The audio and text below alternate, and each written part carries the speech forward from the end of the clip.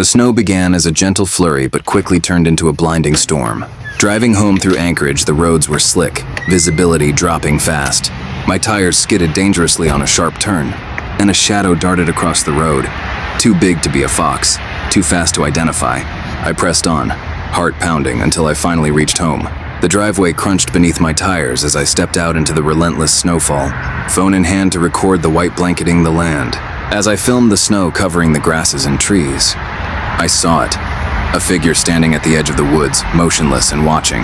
It was gone. Locking the door behind me, I couldn't shake the feeling I wasn't alone. Outside, the snow fell, erasing all traces of what I'd seen. I blinked,